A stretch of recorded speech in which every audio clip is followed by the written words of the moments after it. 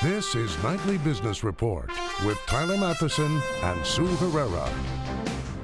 Not as good as it looks. The unemployment rate drops to its lowest level in 7 years, but for all the wrong reasons. Historic settlement. BP tries to put the Gulf oil spill behind it by agreeing to the largest environmental settlement ever. Crucial vote. The Greeks head to the polls this weekend to decide the fate of the country. But what exactly are they voting on? All that and more tonight on Nightly Business Report for Thursday, July 2nd. Good evening, everyone, and welcome. Okay, but not great. That's how the June employment report is being described. The U.S. economy created 223,000 jobs in June, a decent number, but less than what economists had been expecting. Wages were stagnant, while the unemployment rate fell to 5.3%. And therein lies the problem. The unemployment rate didn't drop because more workers found jobs, but because people stopped looking. Hampton Pearson has more. While June headline unemployment is the lowest since the 2008 recession, the jobs report was weaker than expected. Hiring came in below the 233,000 consensus forecast, wages were flat, and job growth for April and May was revised downward by 60,000. Not the kind of jobs report leading economists and Fed watchers say likely to move monetary policymakers anytime soon. They're not yet sufficiently convinced that the two tests for a rate hike have been met, which are further improvement in the labor market and reasonable confidence that that inflation will move back to 2%. The overall labor force participation rate dropped to 62.6%, the lowest since 1977. The primary reason, fewer teens and recent college graduates than usual entering the labor force. June is the highest month of inflows into the economy. And it's a function of the fact that people like my 19-year-old daughter, they get a summer job. The Labor Secretary has been involved in efforts to increase youth hiring in Baltimore, where there's an added sense of urgency after the riots this spring. This week, we went to Baltimore, where Don Fry is coordinating efforts by city government to create 8,000 summer jobs for Baltimore youth through public-private partnerships. It's a concern of Baltimore. It's a concern of what we saw from the unrest that occurred a couple months ago. I think this indicates that there is an enhanced focus on young people, what opportunities can be presented to young people. For many of these youths, there's a lot more at stake than just a summer job for a few weeks. It's a potential game changer for 18-year-old Tanifa Mason, a single parent headed to college this fall who's getting an opportunity to learn business skills. If I make it through this and really make something out of this, I will really pat myself on the back for this, and I'll be so grateful to be able to help support my son. The challenges of a changing workforce in a slow-growth economy are also on the Fed's radar screen as it ponders raising interest rates from historic lows. For Nightly Business Report, I'm Hampton Pearson in Washington. Our guest tonight says today's jobs report will not change the timing or the pace of the Fed rate hike. He's William Lee, head of North American Economics at Citi. Bill, welcome. Good to have you with us. You say this is basically what the Fed needs to do what it wants, when it wants. What will it do and when? We think the Fed's going to move in September, and we think things are right on schedule. And my reaction to your notion of ho-hum job growth is we've got a ho-hum economy. It's growing at a ho-hum 2.5–3% pace. So what more would you expect? This is exactly what the Fed is looking for. But, you know, Bill, just to push back on that a little bit, if you look at Fed funds futures, they're not really signaling a rate increase. And a couple of the big firms on the street are on the opposite side of where you guys are. They say that given Greece, the Fed won't move. The impact of Greece is going to be insofar as it affects our U.S. domestic financial markets and the international markets generally. So far, there's been absolutely no sign that that's happened. So Greece is off the table as far as the Fed increase is concerned. It has no effect whatsoever. What's more important is what's going on domestically. And domestically, you're right, the Fed funds futures are pricing in a lot of downside risk, and that's exactly where we stand. We think there's a lot of downside risk, but the best case is that the September increase is in line, and we're waiting to see if, in fact, the data coming in are going to ratify that or not. I think the bulk of risks are surely to the downside, and that's why we have pricing the way it is. What about inflation, Bill? Where do you see that? I mean, it's really been quiet, below what the Fed would like. What inflation? That's exactly the issue. There is not sufficient strength in the economy to generate any kind of impetus toward rising prices. And we don't see inflation hitting the 2% target that the Fed has in mind until easily 2017. So as far as the Fed's concerned, it's not inflation now that's the issue. The issue is we have zero rates, and that's absolutely not appropriate for an economy growing at 2.5%, 3%. Are you worried at all about the participation rate? Yes, I am. Yes, I am. That's a real issue because we don't have enough people coming into the labor force because people are discouraged. Their view of the economy is one where, we're not possibly going to maintain the 2.5%, 3% because after all, potential growth right now is at only 1.5% to 2%, much lower than what most people would have thought. And that's the consequence of the severe shock that we've had and the slow growth that we've had post-crisis in 2008. Bill Lee with Citi, but you could probably see that he's with Citi. Bill, thank you very much. Thanks a lot. Stocks stalled after that so-so jobs report. The major averages closed out the holiday-shortened week with losses. Uncertainty over Greece's referendum this weekend also pressured the markets, and we'll have more on that in just a few moments. At the close, the Dow Jones Industrial Average was down 27 points to 17,730. The Nasdaq was off about 4, and the S&P was down a fraction of a point. For the week, the major averages were all off at least 1%. BP enters into an historic settlement. The energy company has agreed to pay a record fine related to damages caused by the oil spill in the Gulf of Mexico 5 years ago. As a result, BP shares jumped today. Eamon Javers has more. Across the Gulf states, officials announced the news Thursday, a record-breaking settlement with oil giant BP that would end years of litigation in the wake of the 2010 Deepwater Horizon oil spill. The grand total, $18.7 billion, to be split among the Gulf Coast states, with Louisiana getting the largest share at $6.8 billion. All that money will go to environmental restoration and economic recovery. The settlement clears out the majority of the pending lawsuits at the state and local level, and much of it will be tax deductible for BP. Officials said the time had come to cut a deal and get the money flowing. We think this is going to help our state recover and move on. The last thing that we wanted was to be tied up again in a black hole of litigation that could have gone 15, 20, 30 years that perhaps our grandchildren would have seen the results of. For its part, BP said the company was happy to put the mess in the past. The company's chairman said the settlement resolves the company's largest remaining legal exposures, provides clarity on costs, and creates certainty of payment for all parties involved. This deal will still have to go through a public process and ultimately be approved by a federal judge. But if it does go through, it'll be the biggest environmental settlement in the history of the United States. For Nightly Business Report, I'm Eamon Javers in Washington.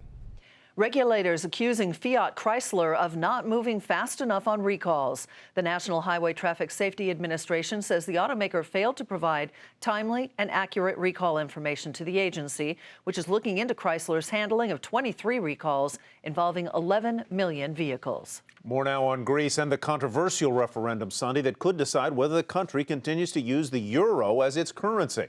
But as Greeks head to the polls, the question on the ballot is anything but clear. Michelle Caruso-Cabrera has the details from Athens.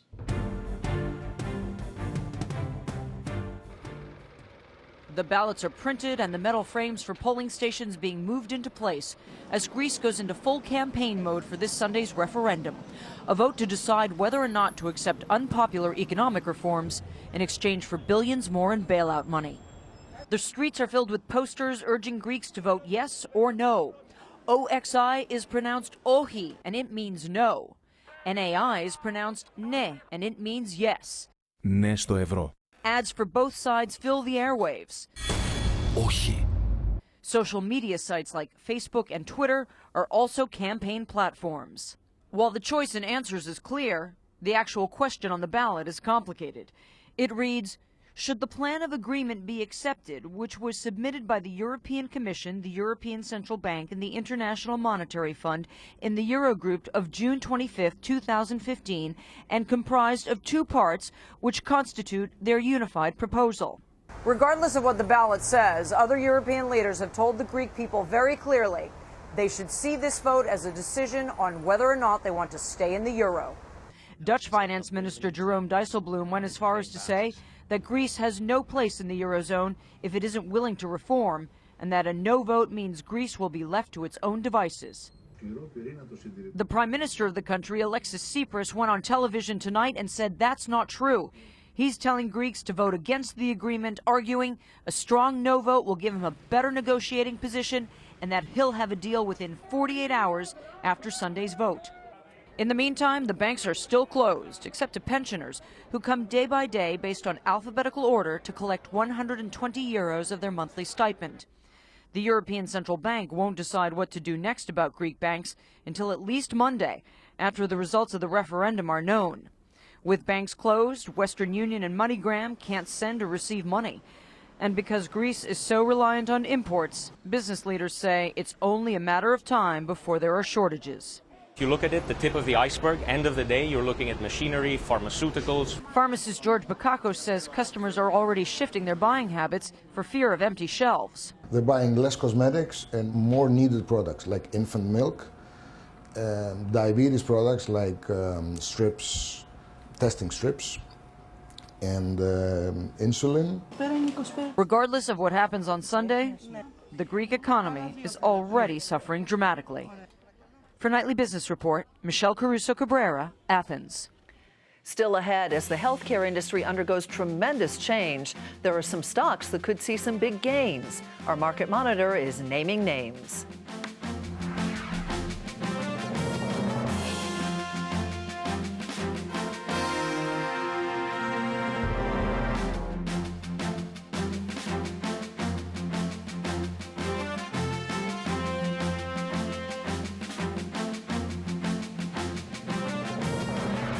Whole Foods top executives apologizing today for overcharging in New York City stores. Last week, we told you that the grocer was under an investigation by the city for allegedly mislabeling packages with the wrong weights. The company co-CEOs explained how they plan to prevent this from happening again. It's understandable sometimes mistakes are made. They're inadvertent. They do happen because it's a hands-on approach to bringing you the fresh food. So what's important, John, is what we're doing now and what we're committing to fix that. We're doing a number of things. Most importantly, we're going to increase our training in our New York stores and around the country because we want to be perfect in this area. We don't want there to ever be any mistakes. While the company apologized, Whole Foods still disputes the department's claim that it systematically overcharges customers. Well, as we reported earlier in the program, the economy added 223,000 jobs last month. This as an increasing number of Americans are turning to freelancing and away from traditional full-time 9-to-5 jobs. And the jump in the number of freelancers is being driven in part by the sharing economy. Mary Thompson has our latest installment of Where the Jobs Are. For Emily Sharon, a 6-month search for a full-time job ended with lots of part-time work through TaskRabbit. My world just sort of exploded. The New Jersey native and former teacher, broadcaster, and chef finding strong demand for her writing, cooking, and other skills through the online Odd Jobs marketplace. I've been hired to write a love letter and deliver a frappuccino. Sharon, one of the 33% of workers in the U.S. who are freelancers, a number seen growing to 40% by 2020, according to a study by Intuit. These on-demand marketplaces are expanding freelance well into the territory that used to be occupied exclusively by full-time employment. Professor Arun Sundarajan sees this sharing-driven shift benefiting high-quality freelancers, whose work is noted in online reviews, generating more jobs for these freelancers at higher pay. The wage rates on TaskRabbit across every profession are significantly higher than the Bureau of Labor Statistics averages for those same professions. Still, TaskRabbit CEO and founder Leah Buskey says while 10% of the firm's 30,000 taskers make part-time work their full-time job, most task to make ends meet. 90% of the community is actually utilizing this to pay 1 to 3 bills every single month. Doing 2 to 3 tasks a day. So I'm on my way to New York City to complete a task. I'm picking up party goods at Party City. Sharon grosses about $3,500 a month after TaskRabbit takes its cut. Okay, party supplies in hand, heading to get cupcakes. As much as Sharon loves the ever-changing nature of her job, Nice to meet you. at her age, she wants the stability of a full-time job. I want to know exactly what I'm making. The income uncertainty, a problem for many people who work on their own, a problem the founder of the Freelancers Union, Sarah Horowitz, believes could be partly solved by a government-run, worker-funded rainy day reserve. You could imagine that people could be able to put away pre-tax amounts into an account. One way of providing protection to a fast-growing sector of the workforce. For Nightly Business Report, I'm Mary Thompson in New York City. To read more about the sharing economy and how it is helping people find freelance work, head to our website, nbr.com. Another multi-billion-dollar healthcare merger is where we begin tonight's market focus. The Medicaid insurer Centene is buying Health Net in a deal valued at over $6 billion. And this comes as health insurers have been increasingly combining to cut costs. Health Net popped 10% to $71.57. Centene fell 8% to $74.44. Shares of Zoom literally zoomed on news that PayPal will buy the online money transfer company. The deal, worth about $900 million, comes just a few weeks before PayPal will spin off from eBay. The stock climbed 21% to $25.05. Shares of Yelp saying youch. They tumbled today on a Bloomberg report. The company has stopped its search for a buyer. The online review company had hired Goldman Sachs to help it find a suitor, but it will hold off on a sale for now. The stock dropped 10%, closing at $38.18.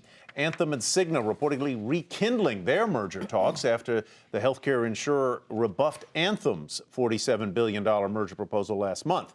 Now, the buzz comes as Cigna is reportedly considering a possible acquisition of Humana. Anthem fell 1% to $163.14. Cigna off a fraction to $161.29. And now to our market monitor, who's betting big on healthcare with stocks he says will rise 25 to 40% over the next year and a half. He is Michael Musio, portfolio manager at FBB Capital, a wealth management firm. Michael, welcome. Nice to have you here. Thanks for having me. Let's start with your picks because I'm interested in some of the reasoning behind it. Danaher is one of the stocks, and you're looking for companies that you think are in the first stages of kind of longer-term transitions. Tell me about it. That's right. So Danaher is a great example. They announced an acquisition in the healthcare arena of Paul Corp about a month ago, and the company's actually going to be splitting. So in the next year and a half, you're going to have an old line kind of industrial business, which was Danaher's core business, and then you're going to have this faster growing healthcare business. And we see that as a potential catalyst for shareholders to have two smaller companies instead of one bigger company that are each going to be leveraged well to do more acquisitions and generate more internal growth. That's a great example. Your second choice, on which you have, I think, $168 price target or thereabouts, is United Healthcare. I assume this is because you believe United will be one of the last men standing, one of the winners in the consolidation that's going on. Yeah, that's right, Tyler. So you have the biggest of the breed, so to speak, and United actually is the most diversified. So they have not just healthcare management part of the business, but again, internally they have a faster growing business in the pharmacy benefit management part of healthcare. And the whole group kind of got a lift here in the last week and a half or so. Some of that overhang from a potential negative decision from the Affordable Care Act. Supreme Court kind of took that risk away. So we do see consolidation happening, even though there's some jockeying on share prices right now. Cerner is your last pick, a price target of $100 over the next 18 to 24 months. And this is a digital solution, you say, to healthcare efficiencies. And a lot of people feel like the healthcare industry is not very efficient. So it's an interesting pick. Yes, so Cerner is kind of that waste, fraud, and abuse within the healthcare system. Cerner really addresses that waste aspect, and it is the largest independent IT services company for healthcare. They've got a really impressive growth trajectory over the last 10 years of 20% plus, and we see that going for the next 5 years. A little bit growthier name there, so not for the faint of heart. It doesn't have some of the dividend protection that Danaher and United do. But we think that the company's on a good track. All right, Michael, thank you very much. Michael Musio with FBB Capital. Thank you. And coming up, do you remember when you used to put pennies in a piggy bank to save or invest? Well, now there's an app to help you do it.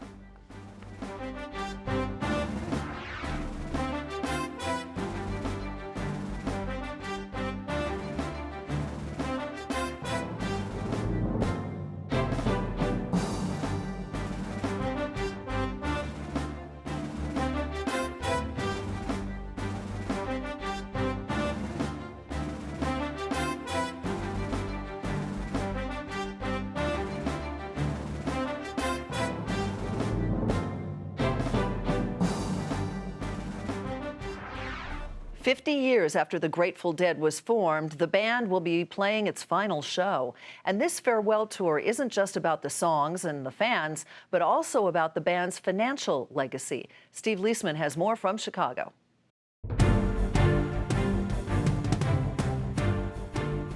"50 years ago, the Grateful Dead embarked on a long, strange trip that changed the music business. This weekend, the 4 remaining band members, Bob Weir, Phil Lesh, Mickey Hart, and Billy Kreutzmann, joined together for what's billed as their last shows together. And it promises to be one of the biggest concert stands ever, with nearly 250,000 tickets sold over 3 nights. And then there's what Deadheads call the Couch Tour, the ability to see the concert on multiple media from anywhere in the world. You can watch this thing, whether you're at home, on your phone, on a TV. You can go to a concert venue. Concert venues across the country are having screenings. You can hear it on the PA system. You can go to movie theaters. It's going to be in movie theaters around the world. You can sit alone on your couch in your privacy room with your friends and watch it on cable or satellite. We just try to make it available everywhere. For the 2 early shows in Santa Clara, California, the band offered the ability to see the show on the web and the first ever live paying music stream on YouTube. An estimated 100,000 people paid for and watched the show. Shapiro thinks the Chicago shows could be many times that number, as the band finds a way to monetize 50 years of goodwill with its fans.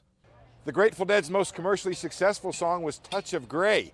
With fans streaming in from all around the world, with airplanes full, with hotels full, the city of Chicago's expecting a touch of green, with an estimated impact of the 3 shows between $50 and $100 million. For Nightly Business Report, I'm Steve Leisman. Steve, in case you didn't guess, is a big Dead fan. Well, it's no secret that 20-something millennials have not been in a rush to invest their money. They've had issues finding jobs, paying off college loans, and they may have seen their parents lose some money in the stock market over the past 20 years or so. Now, though, there's an app for that. Apps for investing aren't brand new, but an app aiming to attract millennial investors is our latest bright idea. Marlon White is one of those millennials you keep reading about. This 25-year-old Washington, D.C. event planner has been hesitant to invest his money. I think the traditional stock market is difficult to understand. If you've never invested or if your parents don't invest, you don't really have anyone to tell you how to do it. Now he's using an investment management and budgeting cell phone app called Acorns. White says its roundup function is even helping him find money to invest, tracking debit and credit card purchases, and then rounding the charges up to the nearest dollar, putting spare change aside for investments. I think it's going to blow up because with the app, it makes it really easy. Jeff Cruttenden got the idea for the app when he was a senior in college about 6 years ago. Now he's a 4th-generation investment pro in Southern California. His dad, Walter, didn't need much convincing to help his son start the business. I could sign up for car insurance on my phone at that point. There were multiple other things that I could do, but it was difficult to start investing. I remember one day he just sort of held up the smartphone and said, "Dad, this is your brokerage firm, this is your broker. These things are getting so smart." What's really smart is the way the app is attracting customers, about 850,000 in just 10 months since it went live. Users contribute and indicate a risk tolerance. The app uses Acorn's proprietary formulas to come up with an asset mix, typically stocks and bonds in ETFs from big names like Vanguard, BlackRock, and PIMCO. And investing has been built up as a very big decision. And if you can reduce it down to an app-appropriate decision, something that people could commit to within a few minutes, investing spare change, then it could be quite effective. On top of the typical ETF fees, Acorns charges just $1 a month for accounts smaller than $5,000 and 0.25% per year for accounts above $5,000. It wasn't too long ago that it cost $35 to do a wire transfer, and we can now transfer for just a penny or two. Users accustomed to doing business on their phones, especially younger ones, appear to be getting hooked. It's definitely addictive. I check it a couple times a day. Of course, that video game-like attraction can also be a concern. Games are good at getting you to do things over and over again. And of course, in finance, that's not necessarily a good thing. University of Pennsylvania professor Ethan Mollick says constantly trading and checking balances runs counter to the idea of long-term investing. But he also notes these apps are helping to enlighten new investors. Thinking about how do you increase their financial literacy, how do you increase their sense of self-efficacy and empowerment. And those are really where I think the really exciting frontiers are. Exciting, too, for Jeff and Walter Cruttenden, who feel like they're helping to blaze a trail with acorns that could be lined up with a whole lot of nuts down the road. I believe that microinvesting will be ubiquitous. It'll be something that happens in the background. We're expanding the pie. We are bringing new people on at a pace that really hasn't been seen because we're making it easy and accessible. Old business done a new way. 850,000 customers is nothing to sneeze at, right in the ballpark with some of the big brokerage firms that have had apps for several years now. Do you use your phone for financial stuff? I don't. Not your phone? Not my phone, no. Your computer? I use my computer, but I'm I know, but I'm still a little nervous about I deposit checks transferring. using my app. It's cool. You're much more progressive than I am, my dear. I don't know about that. That does it for Nightly Business Report for tonight. I'm Sue Herrera. Thanks for joining us. And I'm Tyler Matheson. Thanks for me as well. We'll see you back here tomorrow for a special holiday edition of Nightly Business Making Report. me feel like a dinosaur. Hardly.